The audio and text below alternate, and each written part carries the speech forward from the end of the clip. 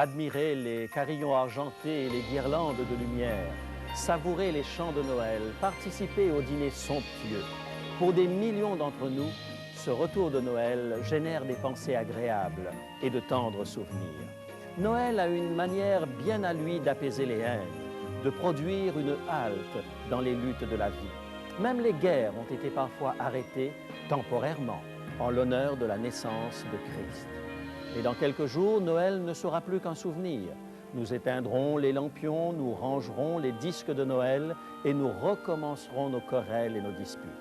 Si seulement la lumière de Noël, comme ces guirlandes qui illuminent nos rues, pouvait brûler en permanence dans nos vies.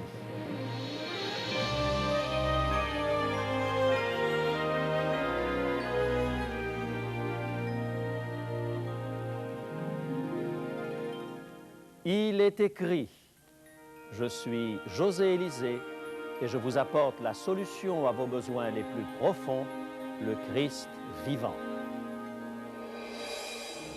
Notre sujet d'aujourd'hui, de crème et de miel. Chaque année, le temps de Noël nous rappelle que l'enfant de Bethléem, il y a 2000 ans, est descendu parmi nous sous une forme humaine. Il a vécu et marché parmi les mortels, il a conversé avec des êtres humains. 600 ans avant sa venue, le prophète Ésaïe, dans une prophétie surprenante et controversée, que l'on retrouve dans le chapitre 7 de son livre, les versets 14 à 16, annonçait cette bonne nouvelle. Ésaïe, chapitre 7, versets 14 à 16. C'est pourquoi le Seigneur lui-même vous donnera un signe. Voici, la jeune fille deviendra enceinte, et elle enfantera un fils, et elle lui donnera le nom d'Emmanuel. Il mangera de la crème et du miel, jusqu'à ce qu'il sache rejeter le mal et choisir le bien. Mais avant que l'enfant sache rejeter le mal et choisir le bien, le pays dont tu crains les deux rois sera abandonné. Quel rapport peut-il y avoir entre le fait de manger de la crème et du miel et la capacité de refuser le mal et choisir le bien? Je vous invite à découvrir le contexte de cette prophétie, afin que ce soit pour chacun d'entre nous la source d'un enrichissement spirituel aujourd'hui. Le chapitre 7 d'Ésaïe se situe à un moment où le royaume de Juda est en plein péril. Le danger vient de toutes parts. Deux royaumes se sont ligués et menacent d'envahir le royaume de Juda, et les rumeurs de guerre courent dans les rues. Le peuple de Jérusalem regarde par-dessus les murs de sa cité et voit les armées ennemies marchant contre elle. L'intention des attaquants est claire, raser les murs de Jérusalem et réduire à néant la monarchie de Juda. Il n'est donc pas étonnant que le roi Akaz soit troublé. Il n'a pas les moyens militaires nécessaires pour s'opposer à ces deux nations. Aussi, la seule solution qui lui reste est de ruser. Dans le passé, un plan stratégique avait servi à sauver Jérusalem du désastre. C'était l'aqueduc souterrain qui servait à faire venir l'eau indispensable en cas de siège jusqu'à la ville de Jérusalem. Les envahisseurs allaient avoir besoin d'eau également. Aussi, Akaz décida de couper l'eau qui venait du puits supérieur afin de priver les soldats ennemis de cette denrée vitale. Alors qu'il se rend à l'étang supérieur, Akaz rencontre en chemin Ésaïe, le prophète, à qui Dieu a confié un message à son intention. Ésaïe, chapitre 7, et le verset 14. « Sois tranquille, ne crains rien, et que ton cœur ne s'alarme pas devant ces deux bouts de tison fumants, devant la colère de Rétzin et de la Syrie, et du fils de Rémalia. » La nouvelle est trop bonne pour être vraie. Akaz regarde le prophète avec incrédulité. Comment cela pourrait-il se faire? Comment ces deux monarchies puissantes seraient-elles détruites? Est-ce que le Seigneur enverrait des chariots de feu ou la poussière du sol se transformerait-elle en soldats pour combattre les ennemis de Juda? Akaz doute de la parole du prophète. Devant l'incrédulité d'Akaz, Dieu lui dit cette parole que l'on trouve au verset 11 du même chapitre. Ésaïe, chapitre 7, verset 11. « Demande en ta faveur un signe à l'Éternel ton Dieu. Demande-le, soit dans les lieux bas, soit dans les lieux élevés. » Quel privilège que celui d'Akaz. Dieu lui-même lui propose un signe, soit sur la terre, soit dans le ciel. Désires-tu que le soleil s'arrête dans sa course, comme au temps de Josué? Désires-tu que les étoiles tombent du ciel dans un feu d'artifice époustouflant? Quel signe auriez-vous demandé à Dieu s'il vous avait proposé un tel défi? Pour que ce soit un signe crédible, il était nécessaire que ce soit quelque chose d'impossible.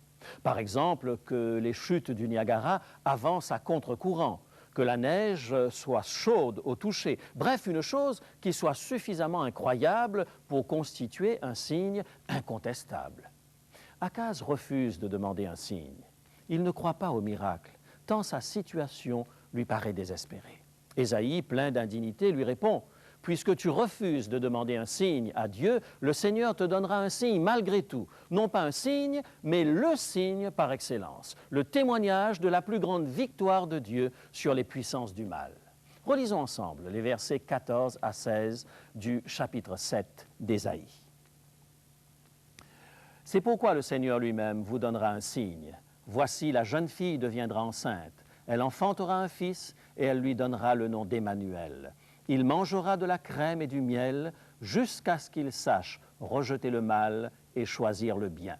Mais avant que l'enfant sache rejeter le mal et choisir le bien, le pays dont tu crains les deux rois sera abandonné. » Tous les commentateurs bibliques ne sont pas d'accord pour dire que ce texte se rapporte à la naissance de Jésus. Les chrétiens, eux, voient à travers cette prophétie le Christ. Une vierge mettra au monde un enfant, un signe dont on n'a jamais entendu parler, quelque chose d'impossible, de miraculeux, un signe qui ne trompe pas. Avant d'examiner ce texte, en nous arrêtant successivement sur chacune des trois affirmations, laissez-moi vous parler du livre que nous vous proposons aujourd'hui. Dans son excellent petit ouvrage intitulé « Les évangiles, 4 éclairages de Jésus-Christ », Yvan Bourquin, un spécialiste de la Bible, nous fait découvrir diverses facettes de la beauté et de la grandeur du caractère de notre Seigneur. À l'occasion de Noël, nous nous faisons un plaisir de vous offrir ce livre qui stimulera votre envie de mieux connaître Jésus à travers les récits des 4 évangélistes, Matthieu, Marc, Luc et Jean. À la fin de l'émission, nous vous donnerons tous les renseignements nécessaires pour obtenir votre copie gratuite de ce livre. À présent, venez avec moi à Bethléem. Tenez-vous là, avec moi, à côté de cette mangeoire. Nous contemplons là un moment unique où Dieu a pris une forme humaine, le miracle de l'incarnation. Parmi toutes les femmes, c'est de Marie seule qu'il pouvait être dit « La Vierge deviendra enceinte car elle enfantera un fils ». J'entends d'ici votre objection. Monsieur Élisée, vous avez subtilement remplacé le mot « jeune fille » par le mot « vierge ». Bravo, vous êtes perspicace. Et vous avez raison de contester, car un certain nombre de théologiens, s'appuyant sur le texte d'Ésaïe 7, 14, affirment que le terme employé, alma, signifie jeune femme et non vierge. Bien, soit, encore qu'il faille être particulièrement prudent avec l'évolution des mots dans le temps. Un exemple moderne. Si il y a 30 ans de cela, on pouvait dire sans arrière-pensée de quelqu'un qu'il était gai, signifiant par là qu'il était jovial.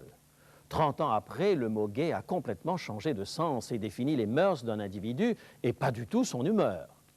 Ainsi, il est risqué d'affirmer mordicus que Alma, 2500 ans après que le prophète Ésaïe l'ait employé, pouvait signifier uniquement jeune femme et non vierge.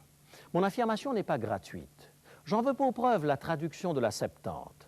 Pour ceux qui se demandent ce que signifie le mot Septante, 70 en grec, je rappellerai simplement que le roi Ptolémée II Philadelphe, à l'initiative du fondateur de la bibliothèque d'Alexandrie, Démétrios de Phalère, demanda aux grands prêtres de Jérusalem des anciens compétents dans la science de leur loi pour traduire l'Ancien Testament en langue grecque. Cette information est consignée dans la lettre d'Aristée au IIe siècle avant Jésus-Christ. Déjà à cette époque, dans la traduction de la Septante, 2 siècles avant la venue de Jésus, et je vous rappelle qu'il s'agit de 70 docteurs de la loi juifs dont on ne peut suspecter de collusion avec les défenseurs de la divinité de Jésus, on traduit Alma, jeune femme, par vierge, parthénos. Voyez-vous, mes amis, il ne s'agit pas de hasard, mais de volonté divine. Tenez, ces mêmes docteurs de la loi juifs, 2 siècles avant la venue de Jésus, vont traduire un autre mot. On ne sait pour quelle raison, complètement de travers. C'est le psaume 16, verset 10, car tu ne livreras pas mon âme au séjour des morts, tu ne permettras pas que ton bien-aimé voie la fosse. Et la Septante traduit, tu ne permettras pas que ton bien-aimé voie la corruption. Sans le savoir et sans le vouloir, ces traducteurs vont ouvrir la porte aux apôtres qui pourront affirmer sur la foi de cette traduction juive que Jésus ressusciterait des morts sans voir la corruption. Actes chapitre 13, verset 35. Prodigieux comment Dieu veille à ce que son message passe, même à travers les canaux humains imparfaits. L'enfant d'une vierge, un mélange de fini et d'infini, de mortel et d'immortel, d'humanité et de divinité. Le temps uni à l'éternité. Celui dont l'infinie grandeur ne pourrait être contenue par notre terre est ici, dans les bras d'une jeune mère. Celui qui a posé les piliers de l'univers est ici dépendant totalement d'une de ses créatures, une frêle jeune fille pour survivre. Nous ne pouvons que nous émerveiller devant un tel miracle. Cependant, l'humble origine de Marie ne devrait pas nous inciter à la déconsidérer. Marie, pour être pauvre, n'était pas sotte. Inspirée par l'Esprit Saint, ne va-t-elle pas composer un cantique non dénué de poésie? Le Magnificat exprime dans des termes sobres et précis la soumission totale de Marie à la volonté du Seigneur, mais aussi la vision d'un monde en pleine mutation. Évangile de Luc, au chapitre 1er, à partir du verset 46. « Mon âme exalte le Seigneur, et mon esprit se réjouit en Dieu, mon Sauveur, parce qu'il a jeté les yeux sur la bassesse de sa servante. Car voici, désormais toutes les générations me diront bienheureuse, parce que le Tout-Puissant a fait pour moi de grandes choses. Son nom est saint, et sa miséricorde s'étend d'âge en âge sur ceux qui le craignent. Il a déployé la force de son bras, il a dispersé ceux qui avaient dans le cœur des pensées orgueilleuses. Il a renversé les puissants de leur trône et il a élevé les humbles. Il a rassasié de bien les affamés et il a renvoyé les riches à vide. Il a secouru Israël, son serviteur, et il s'est souvenu de sa miséricorde. » Splendide, n'est-ce pas?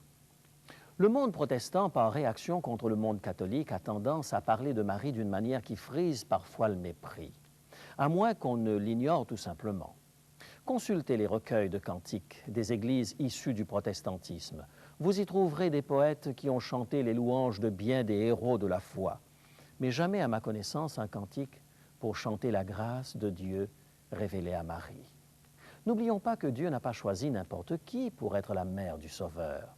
Et n'oublions pas non plus que nous faisons partie de ces générations dont parle le Magnificat, qui diront de Marie, mère de Jésus, bienheureuse. Fermons cette parenthèse et tournons-nous vers la deuxième partie de ce verset. Il mangera de la crème et du miel jusqu'à ce qu'il sache rejeter le mal et choisir le bien. Dites-moi, en quoi le fait de manger de la crème et du miel peut-il rendre une personne apte à choisir le bien et rejeter le mal? Si la crème et le miel avaient ces vertus, le prix de ces denrées serait certainement faramineux. Et pourtant, le monde a un urgent besoin de gens qui soient capables de faire la distinction entre le bien et le mal. Par cette métaphore, le prophète désire nous sensibiliser à des éléments bien précis. En premier lieu, l'humanité du Christ. Jésus n'est pas né dans un palais, ce ne sont pas des princes et des rois qui l'ont élevé. Il n'a pas été habillé de pourpre, ses pas d'enfant n'ont pas résonné dans un palais de marbre. La mangeoire où il a été déposé était taillée dans un roc dur, où les bœufs et les vaches venaient se nourrir de paille et d'herbe, de cette herbe et de cette paille dont les lits des pauvres étaient faits. Sa naissance a été marquée par l'humilité. Il est devenu semblable à l'un de nous, se nourrissant des produits de la terre, tout comme nous. L'Évangile de Luc nous présente Jésus mangeant du poisson et un rayon de miel parce qu'il était fait de chair. Jésus s'est nourri de crème et de miel et il a trouvé autant de plaisir que nous en trouvons aujourd'hui nous-mêmes à le faire. Il était un avec nous. En d'autres mots, il est tout aussi certainement homme que Dieu. D'ailleurs, l'Épître aux Hébreux nous dit au chapitre 2 et au verset 17, ces paroles, Hébreux, chapitre 2 et le verset 17. En conséquence, il a été rendu semblable en toutes choses à ses frères. On raconte l'histoire du maire de Boston, en Nouvelle-Angleterre, qui se laissa pousser la barbe, porta des haillons et s'en alla voir comment vivaient les plus pauvres de ses administrés. Il erra dans les bas quartiers de la ville et trouva un hôtel miteux pour passer la nuit. Pour payer sa chambre, il dut couper du bois. Il tenta, mais sans beaucoup de succès, de fendre des bûches, et devant sa maladresse, un jeune homme s'approcha et dit « Donne-moi cette hache, tu ne sais pas t'en servir. » Lorsque le jeune homme eut terminé de fendre le bois, le maire lui dit « Mon garçon, voici mon adresse. Viens me voir un de ces jours. Je vais te donner du boulot. » Le jeune homme promena son regard du bout de papier à l'homme en haillons et il se dit en lui-même « Pauvre gars, il est complètement malade. Il se prend pour le maire de la ville. » Mais par curiosité, il s'y rendit et à sa grande surprise, il fut introduit dans le bureau du maire. On lui donna également un travail et on lui fit la recommandation suivante « Tais-toi et ne dis à personne ce dont tu as été témoin. » Mais il ne put tenir sa langue. Et le lendemain, les journaux de la ville imprimaient en gros caractères le plus grand acte d'humilité de toute l'histoire de l'humanité. Cet acte n'était rien comparé à l'abaissement auquel notre Seigneur et Sauveur consentit. De la gloire du ciel, il est descendu dans notre monde et il a accepté de s'abaisser jusqu'à la mort de la croix. Voilà le plus grand acte d'humilité de toute l'histoire de l'humanité et de toute l'éternité. En second lieu, le prophète nous informe que le Christ viendrait en des temps de paix, car ces produits sont rares en temps de guerre. Les ravages de la guerre chassent les fruits de l'industrie et de la croissance. Lorsque Jésus naquit à Bethléem, le visage horrible de la guerre se voila pour quelque temps.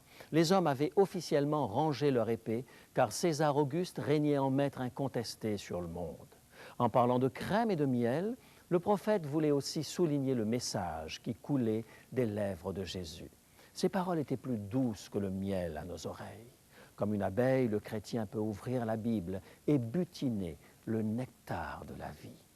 Lorsque nous étudions les paroles de Jésus, nous les trouvons plus savoureuses encore et plus douces que le miel. La suite du verset nous renseigne sur son nom, Emmanuel. Au temps de la Bible, les noms avaient un sens. Vous êtes-vous déjà demandé quelle était la signification de votre nom? Bien souvent, dans le monde de la Bible, les noms rappelaient les circonstances de la naissance. Nous avons un certain nombre d'exemples dans la Bible à ce sujet. La mère de Caïn dit « J'ai conçu un homme avec l'aide de l'Éternel ». Aussi, elle l'appela Caïn, ce qui dans sa langue signifiait « obtenu » ou « acquis ».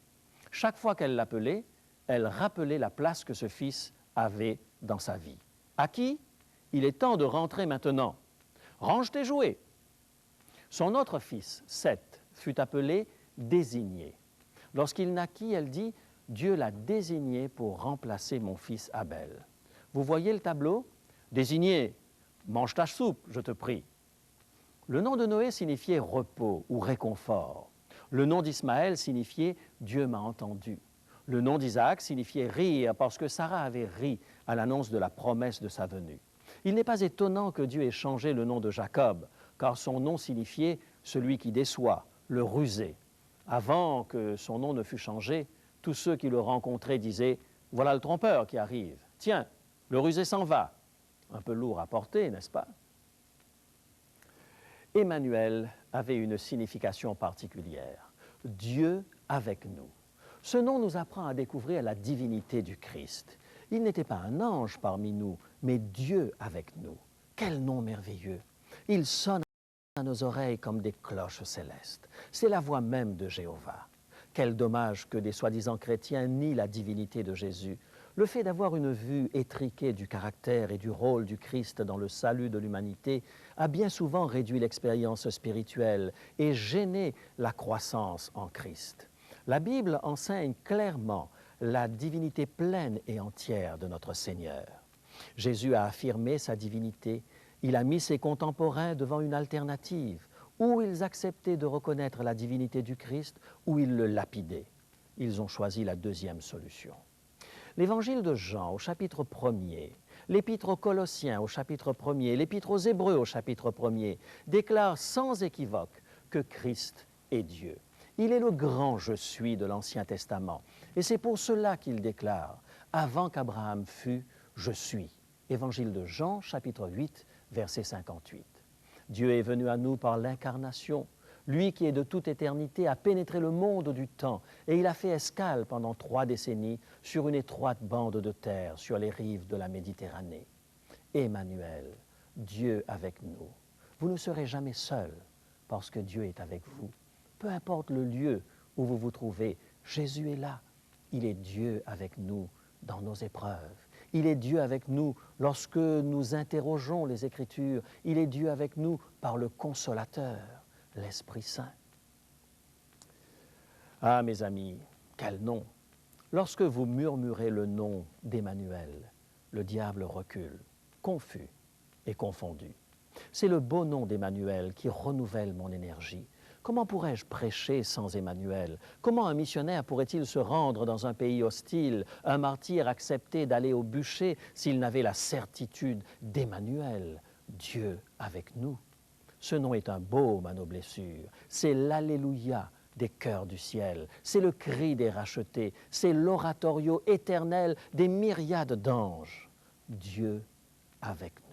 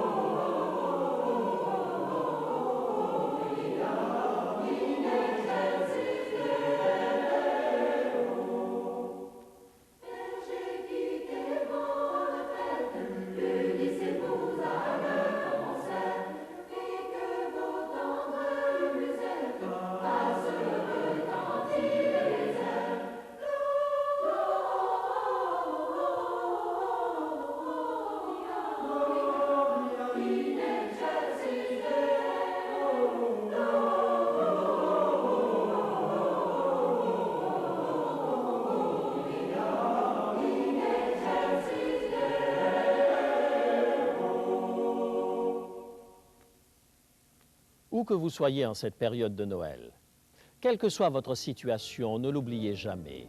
Emmanuel signifie Dieu est avec nous. Oui, Dieu est avec vous aujourd'hui et maintenant. Voulez-vous que nous parlions quelques instants avec Emmanuel, celui qui est venu habiter parmi nous? Prions ensemble. Notre Père, qui es au ciel, à ce moment de l'année où toute l'attention du monde est attirée vers le plus grand événement de l'histoire, nous voulons te dire merci pour ce précieux cadeau, Dieu avec nous, Emmanuel. Bénis chaque téléspectateur en cet instant. Certains sont dans de grandes réjouissances, d'autres vivent des heures de solitude, certains reçoivent des cadeaux somptueux, d'autres n'ont rien à se mettre sous la dent. Que chacun puisse en cet instant se souvenir que tu es Emmanuel, Dieu avec nous, Dieu avec chacun de nous. Aide-nous à accepter ce don précieux de Jésus, fait homme. Nous te prions en son nom. Amen.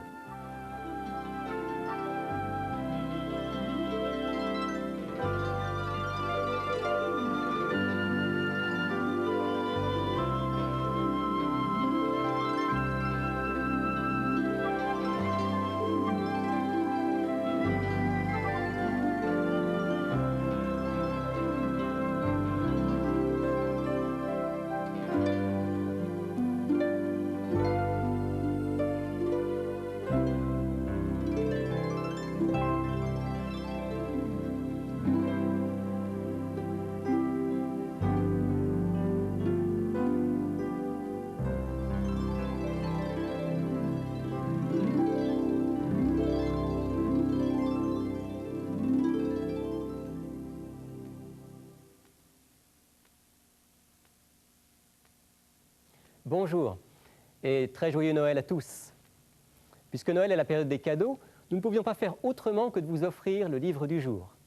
Il s'agit de l'excellent ouvrage d'Yvan Bourquin, Les Évangiles, 4 éclairages de Jésus-Christ. À travers ces pages, vous découvrirez un Jésus multifacette, sous les yeux de Matthieu, de Marc, de Luc et de Jean, les 4 évangélistes. Jésus prend un visage différent, mais toujours rempli d'amour, de justice, de sagesse. Découvrez le véritable Jésus des évangiles à travers le livre d'Yvan Bourquin, Les évangiles, 4 éclairages de Jésus-Christ. Il vous est offert gratuitement. Il vous suffit pour l'obtenir de nous écrire ou de nous téléphoner. Dans quelques instants, nos coordonnées vont vous être rappelées et vous pourrez ainsi prendre contact avec nous. Je vous rappelle aussi que l'enregistrement audio, l'enregistrement vidéo et le texte de l'émission sont disponibles. Alors n'hésitez pas, appelez-nous, écrivez-nous. À bientôt.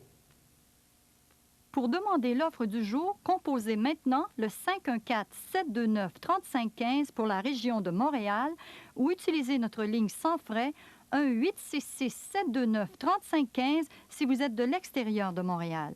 Il est possible que toutes nos lignes soient occupées au moment de votre appel. Composez à nouveau. Nos téléphonistes sont à votre écoute jusqu'à 10 heures ce matin. Mentionnez clairement le titre de l'offre demandée et parlez lentement afin que nous puissions bien noter vos noms et adresses. Je vous rappelle que vous pouvez vous procurer pour une somme modique les cassettes audio et vidéo de nos émissions ainsi que le texte du jour.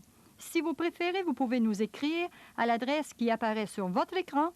Il est écrit Case postale 99, succursale Rosemont, Montréal, Québec, H1X 3B6. Nous attendons vos appels. Composez maintenant le 1-866-729-3515. Et puis Noël, c'est la période des vœux, c'est la période de la famille, c'est la période des chansons, c'est la période pour se retrouver entre amis. Et justement aujourd'hui, une partie de l'équipe, de la famille d'Il est écrit, est venue nous rejoindre pour vous présenter ses meilleurs vœux. Un très joyeux Noël et que la paix de Dieu reste dans vos cœurs.